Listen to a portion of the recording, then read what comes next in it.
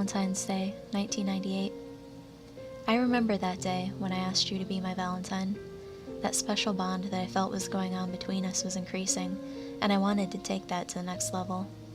I remember the look on your face, the happiness and excitement of the day we spent together drained from your face like water running down a plug hole. You said no. I loved you. You know I did, so why would you do this to me? Why? I remember when you walked away into the crowd of lovers. I sat on the bench crying. I walked home on my own. No one was at home to comfort me after what you did. I remember waking up and looking at the patterns of my cuts from last night. The blood on the carpet was still there from last night. The writing on my bedroom walls was still there. Why, the writing said, all written in blood.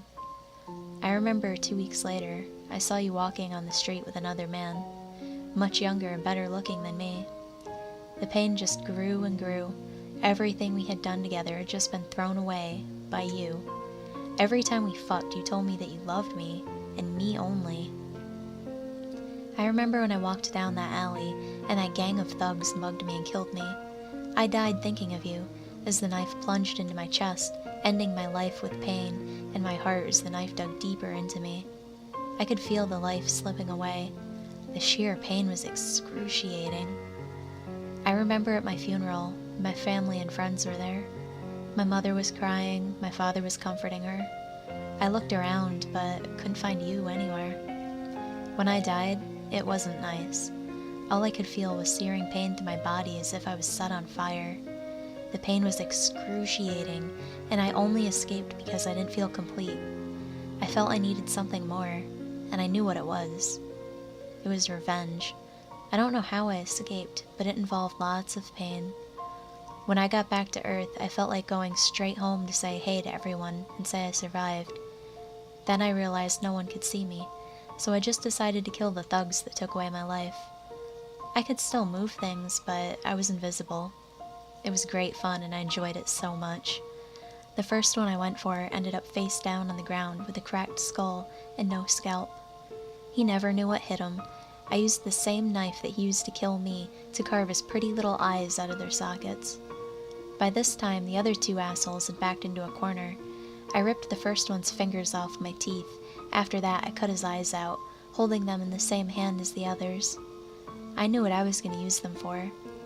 I was going to make a necklace for you. With the second shuddering in pain on the floor, and the third in tears, I felt the rush and became even more violent. I cracked his jaw with the first uppercut and dislodged his head from his body with the second, and as with the others, I cut his eyes out with the same knife and kept the eyes and knife for later use. I knew where I had to go next. I was going to his house, the one who took you from me. I was going to be less forgiving to him. When I first saw him, he knew something was wrong. He could sense me getting closer. I knocked him out with a single punch to the neck, taking out his airway and suffocating him till he collapsed. After that, I surgically cut a hole in his throat so that he could breathe.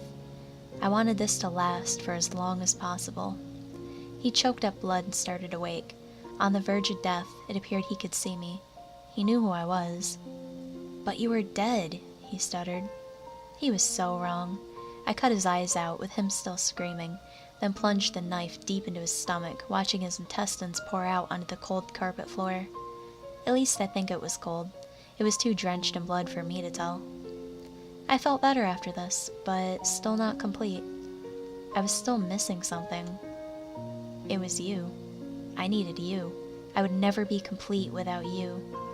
So I set off for your house, whistling to myself along the way. I was happy for some reason. I knew nothing could stop me now as I drew closer. I felt happier and happier. You were surprised to see me. You cried and I told you not to. You wouldn't stop and I tied you up. I got angry. I shouted. I cut you. I put the necklace I made for you on, and you just screamed louder. I plunged the murder weapon that was used on me into your eye, and from then on, we were tied together in a permanent bond. No one would separate us. I was happy now. I could finally rest.